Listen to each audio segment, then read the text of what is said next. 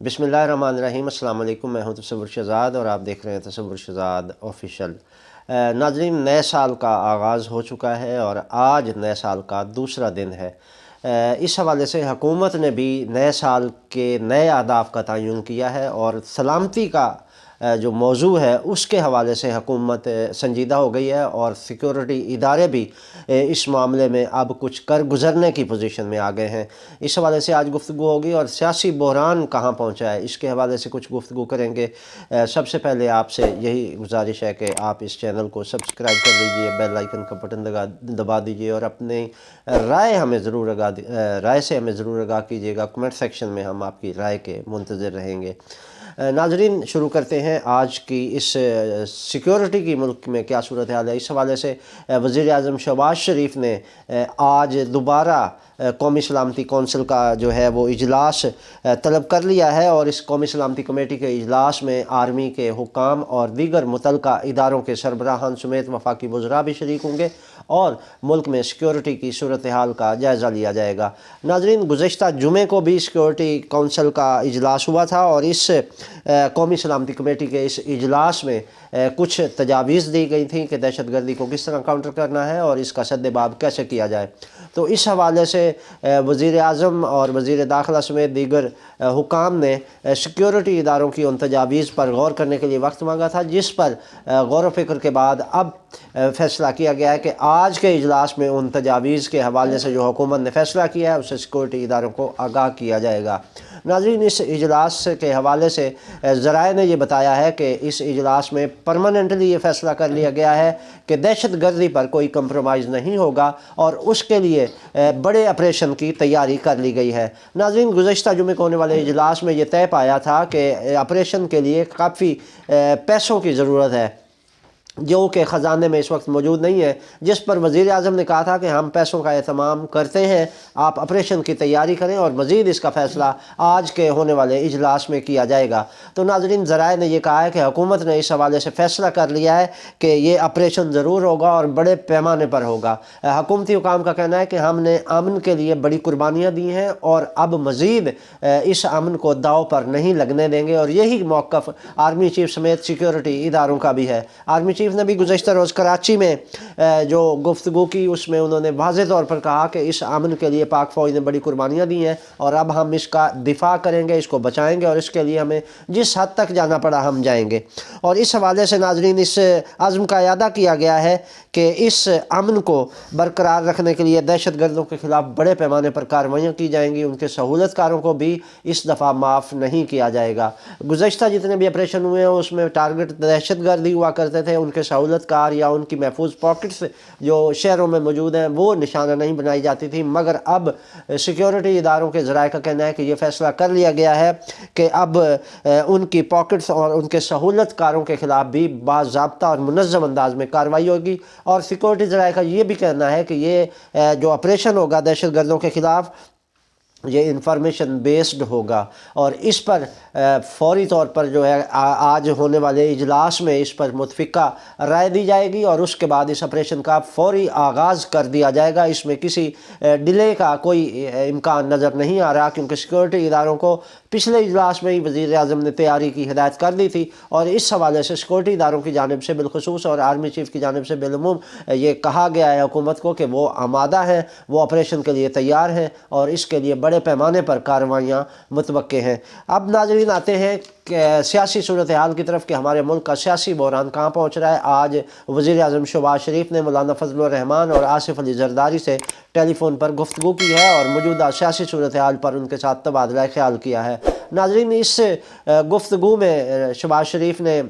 बड़ी अहम गुफ्तगू की और हमारे ज़राए ने यह बताया है कि इस हवाले से शहबाज शरीफ ने आसिफ अली ज़रदारी को कहा है कि पंजाब हुकूमत को बचाने के लिए हर मुमकिन इकदाम किया जाए, जिस पर आसिफ अली ज़रदारी ने शहबाज शरीफ को यकीन दहानी करवाई है कि वो पंजाब असम्बली नहीं तहलील होने देंगे और उसके लिए उन्हें जो भी करना पड़ा वो इस पर करेंगे। हमारे ज़राए ने यह भी बताया कि पीपल्स पार्टी ने 3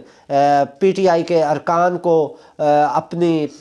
राब्ते में लेकर उनको जो है اپنے ساتھ شامل کر لیا ہے، وہ حکومت کے حوالے سے ووٹ نہیں دیں گے چودھری پرویز الہی کو۔ ان میں ایک خاتون ہے جو سکھر گئی تھیں اور وہاں وہ غائب ہو گئی ہیں، اب وہ کہاں ہیں اس کا کوئی علم نہیں، جبکہ ذرائع کا یہ کہنا ہے کہ 2 دیگر ارکان بھی پاکستان تحریک انصاف کے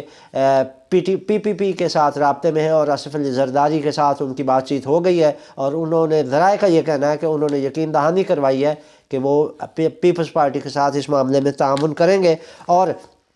زرداری نے اس حوالے سے جو ہے وہ باضابطہ طور پر شہباز شریف کو یقین دہانی کروائی ہے کہ ان کی کوششیں ثمرآور ثابت ہو رہی ہیں۔ گورنر سندھ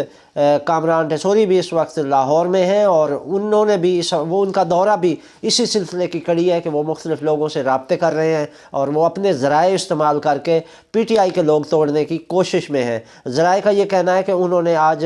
یعنی گزشتہ روز گورنر پنجاب سے بھی ملاقات کی تھی، اور اس ملاقات میں بھی اہم امور پر تبادلہ خیال کیا تھا۔ اس کے بعد وہ گزشتہ شام جو ہے وہ داتا دربار پر انہوں نے حاضری دی تھی، اور وہاں پر بھی انہوں نے میڈیا سے بھی گفتگو کی، لیکن جو اس ایجنڈے پر تھے اس کے حوالے سے انہوں نے ذکر نہیں کیا۔ اس حوالے سے ہمارے خصوصی ذرائع نے یہ بتایا ہے کہ وہ پیپلز پارٹی کی طرف سے سابقین جو پیپلز پارٹی کے ہیں ان کے ساتھ رابطے کر رہے ہیں، اور وہ لوگ جو پی ٹی آئی میں موجود ہیں ان اپنے سابقہ پیپلز پارٹی کے ان ارکان اور ان رہنماؤں سے رابطے کر کے ان کو پی ٹی آئی کے ساتھ پی ٹی آئی کی مخالفت میں ووٹ دینے کے لیے آمادہ کر رہے ہیں۔ دوسری جانب ناظرین، جب سے فواد چودھری نے امریکی سفیر سے ملاقات کی تھی اس کے بعد سے پی ٹی آئی کا جو ہے امریکہ کے خلاف جو ان کا بیانیہ تھا اس میں تبدیلی آئی ہے۔ اب صرف اس میں اسٹیبلشمنٹ اور فوج کو نشانہ بنایا جا رہا ہے۔ آپ نے دیکھا ہوگا کہ آج بھی جو عمران خان نے اس حوالے سے جو بیان دیا ہے اس میں انہوں نے کہا ہے کہ اسٹیبلشمنٹ میں ابھی بھی جنرل باجوہ کی باقیات موجود ہیں، تو ان کی طرف سے اس بیان کو جو کچھ حلقوں میں نہیں پسند کیا جا رہا، وہاں سے یہ تبصرے ہوئے ہیں ذرائع کے مطابق کہ عمران خان اگر جنرل باجوہ پر تنقید کرتے تو ٹھیک تھا، انہوں نے براہ راست اسٹیبلشمنٹ اور اداروں کو نشانہ بنانا شروع کیا جو ناقابل قبول ہے۔ تو اس حوالے سے بھی جو ہے وہ سیاست میں یہ ایک ہلچل مچی ہوئی ہے۔ دوسری جانب ہمارے ذرائع نے یہ اطلاع دی ہے کہ جولائی یا اگست میں الیکشن کی تیاری کر لی گئی ہے، اور اس حوالے سے باقاعدہ ہدایات جاری ہو گئی ہیں کسی ادارے کی جانب سے کہ یہ الیکشن جو ہے جنرل الیکشن وہ جولائی یا اگست میں لازمی کروا دیے جائیں۔ ناظرین، یہ پیشگی آپ کو اطلاع دے رہے ہیں، ایک بریکنگ نیوز دے رہے ہیں آپ کو کہ جولائی یا اگست میں الیکشن کروانے کا فیصلہ کیا گیا ہے، اور اس کا اعلان بھی باضابطہ طور پر کر دیا جائے گا، کیونکہ موجودہ معاشی بحران اور ملک کی سیاسی صورتحال اس قسم کی ہے کہ ملک دن بہ دن تنزلی کی جانب جا رہا ہے، اور ملک کو اس معاشی بحران سے بچانے کے لیے فوری الیکشن کروانے کا فیصلہ کیا گیا ہے۔ ناظرین، پہلے ہم نے جو بات کی تھی دہشت گردی کے حوالے سے کہ اس کے خلاف آپریشن بڑے پیمانے پر کیا جا رہا ہے، یہ آپریشن اس موقع پر ہوا ہے کہ سرحد پار سے ہمارے مغربی ہمسایوں کی جانب سے ایک خطرناک پلاننگ سامنے آئی ہے۔ ہمارے ذرائع نے یہ بتایا ہے کہ کابل میں ایک اجلاس ہوا ہے جس میں یہ طے پایا ہے کہ طالبان کے ذریعے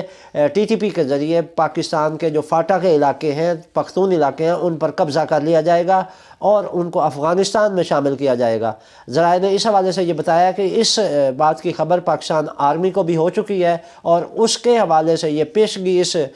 حملے یا اس قبضے کو روکنے کے لیے پاک فوج مکمل طور پر تیار ہے، اور اسی بنیاد پر یہ جو ہنگامی طور پر سلامتی کونسل کا اجلاس بلایا گیا ہے آج، اس میں اس موضوع پر ہی